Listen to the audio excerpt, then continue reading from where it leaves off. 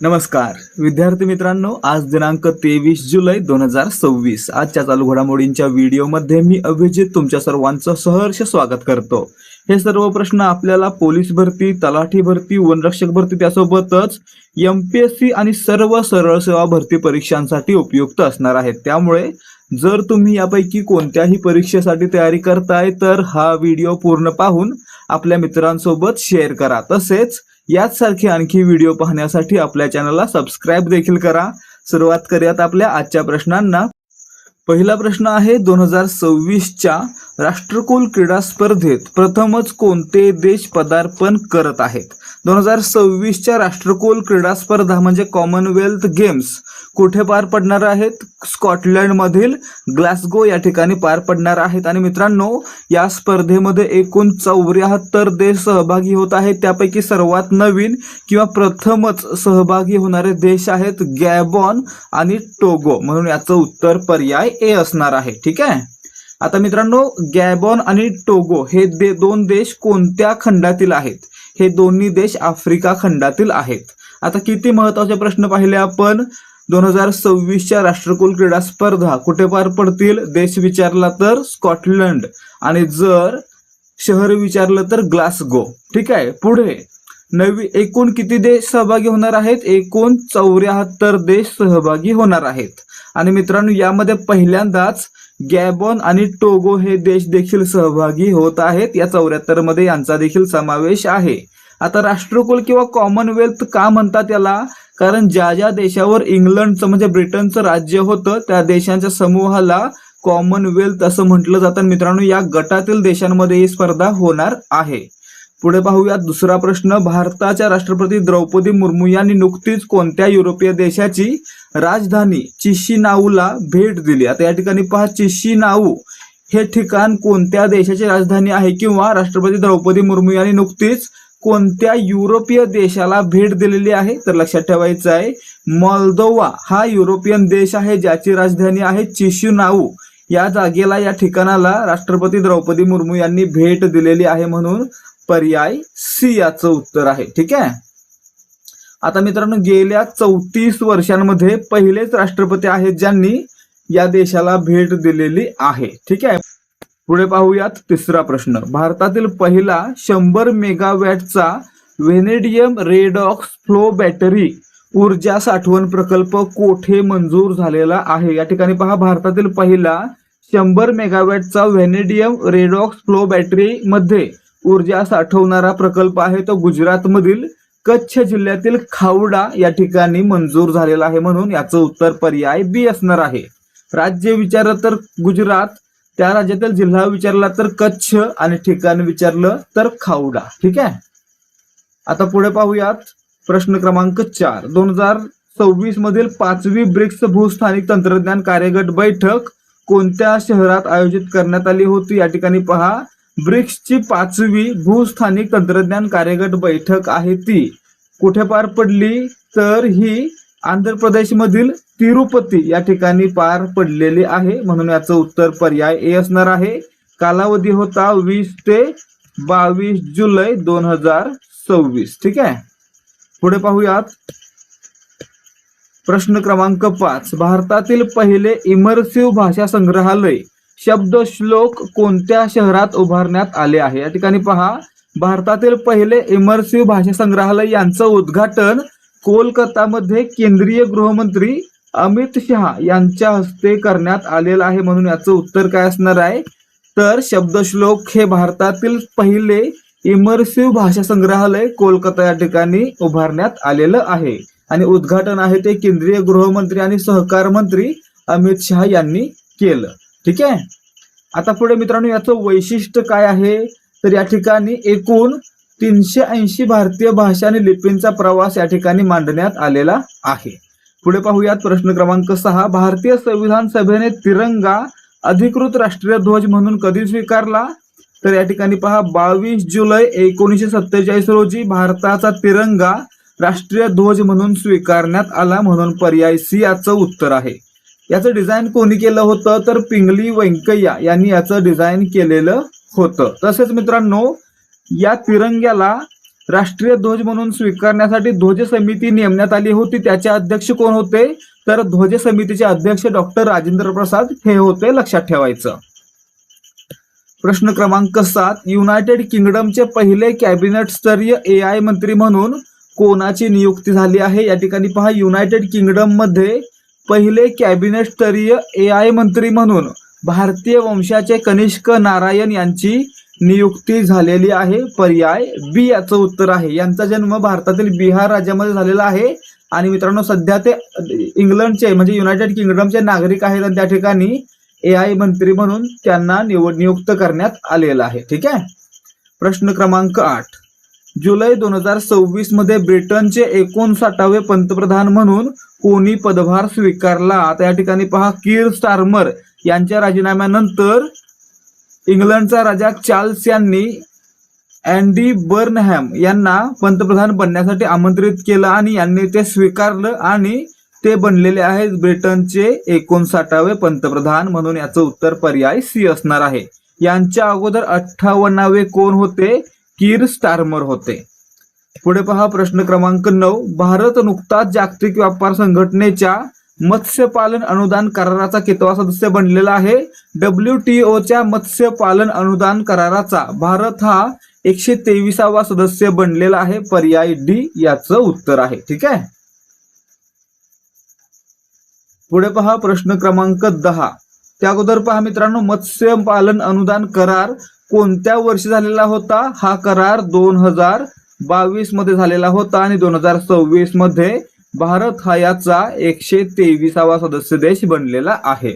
प्रश्न क्रमांक 10, राष्ट्रपती द्रौपदी मुर्मू यांनी 21 जुलै रोजी उत्तर मॅसिडोनियाच्या कोणत्या राजधानीला ऐतिहासिक भेट दिली? आपण मागे काय पाहिलं तर मालदोवा देशाची राजधानी चिशिनाऊ या ठिकाणाला राष्ट्रपती द्रौपदी मुर्मू यांनी भेट दिली. याचबरोबर मित्रांनो त्यांनी मॅसिडोनियाची राजधानी स्कोपजे या ठिकाणाला देखील भेट दिलेली आहे म्हणून पर्याय ए याचं उत्तर आहे. लक्षात ठेवायचं आहे, मालदोवाची राजधानी चिशिनाऊ आणि मॅसिडोनियाची राजधानी स्कोपजे यांना राष्ट्रपती द्रौपदी मुर्मू यांनी भेट दिलेली आहे. तसेच मित्रांनो यांनी या ठिकाणी असलेल्या मदर तेरेसा स्मारकाला देखील भेट दिलेली आहे. त्यामुळे प्रश्न विचारला जाऊ शकतो की राष्ट्रपती द्रौपदी मुर्मू यांनी भेट दिलेले मदर तेरेसा यांचे स्मारक कोणत्या देशामध्ये आहे?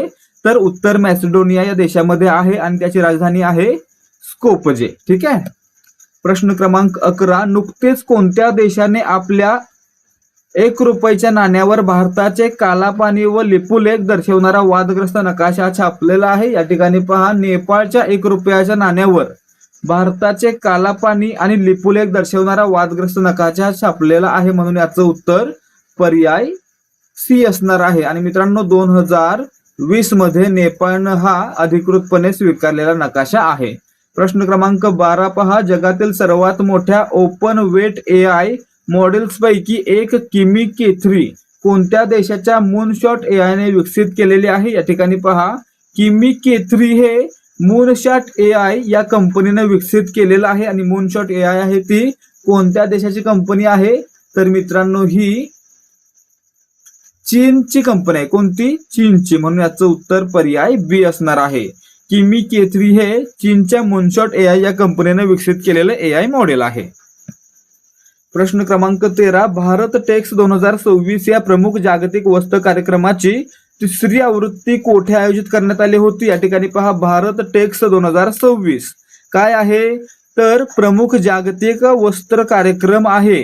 याची 3री आवृत्ती आहे ती भारत मंडपम नवी दिल्ली या ठिकाणी पार पडलेली आहे म्हणून याचं उत्तर पर्याय ए असणार आहे. ठीक आहे. पुढे पहा, प्रश्न क्रमांक 14, जुलै 2026च्या अर्थ मंत्रालयाच्या अधिसूचनेनुसार डिझेल निर्यातीवरील विंडफॉल टॅक्स वाढवून किती करण्यात आलेला आहे? आधी टॅक्स होता किती? 8.5 पर लिटर, परंतु आता तो वाढवून 15.5 पर लिटर इतका करण्यात आलेला आहे म्हणून याचं उत्तर पर्याय सी असणार आहे. जुनं विचारलं तर पहिला पर्याय आणि जर नवीन विचारला वाढवून किती केलाय तर 3रा पर्याय 15.5 लिटर 5 पर लिटर. ठीक आहे. पुढे प्रश्न क्रमांक 15. जुलै 2026 मध्ये इकोवासचे नवीन अध्यक्ष म्हणून कोणत्या देशाच्या राष्ट्राध्यक्षांची निवड झालेली आहे? या ठिकाणी पहा, जुलै 2026 मध्ये इकोवास या संघटनेच्या अध्यक्षपदी कोणाची नियुक्ती झाली? तर बासिरो दियोमाये फाये यांची नियुक्ती झालेली आहे. आणि मित्रांनो, हे आफ्रिकेतील सेनेगल या देशाचे राष्ट्राध्यक्ष आहेत, म्हणून याचं उत्तर पर्याय बी असणार आहे. इकोवास या संघटनेचे अध्यक्ष कोण बनले? तर बासिरो दियोमाये फाये. आणि मित्रांनो, हे सेनेगलचे राष्ट्राध्यक्ष आहेत. प्रश्न क्रमांक 16. जोसेफ केविन कीगन ज्यांचे नुकतेच अवघ्या वयाच्या 75व्या वर्षी निधन झाले, ते कोणत्या खेळाशी संबंधित होते? जोसेफ केविन कीगन हे फुटबॉल या खेळाशी संबंधित होते, म्हणून पर्याय डी याचं उत्तर आहे. आणि मित्रांनो, त्यांनी फुटबॉल मधील प्रतिष्ठेचा मानला जाणारा बॅलन डी ओर पुरस्कार आहे तो 2 वेळा जिंकलेला आहे. किती वेळा? 2 वेळा. प्रश्न क्रमांक 17. मालदोवा प्रजासत्ताकाच्या पहिल्या महिला राष्ट्राध्यक्ष कोण आहेत? या ठिकाणी पहा, मालदोवा प्रजासत्ताक या ठिकाणी भारताच्या राष्ट्रपतींनी भेट दिलेली आहे. आणि मित्रांनो, या देशाच्या पहिल्या महिला राष्ट्राध्यक्ष कोण आहेत? या देशाच्या पहिल्या महिला राष्ट्राध्यक्ष आहेत माया सांडू, म्हणून याचं उत्तर पर्याय ए असणार आहे. मालदोवाच्या पहिल्या महिला राष्ट्राध्यक्ष किंवा राष्ट्रपती माया सांडू ह्या आहेत. प्रश्न क्रमांक 18. 2026च्या राष्ट्रकुल क्रीडा स्पर्धेतून पुढीलपैकी कोणता प्रमुख खेळ वगळण्यात आला नाही? या ठिकाणी पहा, राष्ट्रकुल क्रीडा स्पर्धा 2026 मधून हॉकी, नेमबाजी, क्रिकेट हे महत्वाचे खेळ वगळण्यात आलेले आहेत, परंतु ऍथलेटिक्सचा समावेश त्यामध्ये अजूनही असणार आहे, म्हणून पर्याय डी आपलं उत्तर असणार आहे. ऍथलेटिक्स यामधून वगळण्यात आलेलं नाही. ठीक आहे. प्रश्न क्रमांक 19. 1 जानेवारी 2026 पासून ब्रिक्सचे अध्यक्षपद कोणत्या देशाकडे आहे? 1 जानेवारी 2026 पासून ब्रिक्सचे अध्यक्षपद आपल्या भारताकडे आहे, म्हणून पर्याय सी या प्रश्नाचं उत्तर असणार आहे. प्रश्न क्रमांक 20. भारतीय संविधानाच्या 8व्या अनुसूचीमध्ये सध्या एकूण किती भाषांचा समावेश आहे? सुरुवातीला 1950 साली जेव्हा आपण संविधान स्वीकारलं तेव्हा 8व्या अनुसूचीमध्ये 14 भाषा होत्या आणि सध्या या अनुसूचीमध्ये एकूण 22 भाषा आहेत, म्हणून याचं उत्तर काय असणार आहे? पर्याय सी. सध्या भारतीय संविधानाच्या 8व्या अनुसूचीमध्ये एकूण 22 भाषा आहेत. प्रश्न क्रमांक 21. भारतीय राष्ट्रध्वजाचे मूळ रचनाकार कोण आहेत? या ठिकाणी पहा, भारतीय राष्ट्रध्वज कधी स्वीकारला गेला? 22 जुलै 1947. आणि मित्रांनो, याचे मूळ रचनाकार कोण आहेत? कोणी हा डिझाईन केलेला होता? तर पिंगली व्यंकय्या यांनी केलेला होता, म्हणून पर्याय सी याचं उत्तर आहे. तर 22 जुलै 1947 रोजी राष्ट्रध्वज स्वीकारण्यासाठी एक समिती नेमण्यात आलेली होती, राष्ट्रध्वज समिती. या समितीचे अध्यक्ष कोण होते? तर डॉक्टर राजेंद्र प्रसाद, जे भारताचे पहिले राष्ट्रपती होते, तेच या राष्ट्रध्वज समितीचे देखील अध्यक्ष होते. प्रश्न क्रमांक 22. National thermal power corporation NTPC लिमिटेडची स्थापना कोणत्या वर्षी झाली? NTPC ची स्थापना झालेली होती 1975. कधी? 1975, म्हणून पर्याय सी याचं उत्तर आहे. याचं मुख्यालय विचारलं तर कुठे आहे? नवी दिल्लीमध्ये NTPCचं मुख्यालय आहे. प्रश्न क्रमांक 23. कोलकात्यातील शब्दलोक या भारतातील पहिल्या इमर्सिव्ह भाषा संग्रहालय प्रकल्पाचा खर्च किती आहे?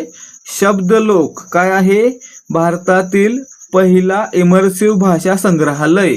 आणि मित्रांनो, याची स्थापना किंवा उभारणी कोलकात्यामध्ये होत आहे आणि यासाठी 41 कोटी रुपये खर्च केला जात आहे, म्हणून पर्याय बी याचं उत्तर आहे.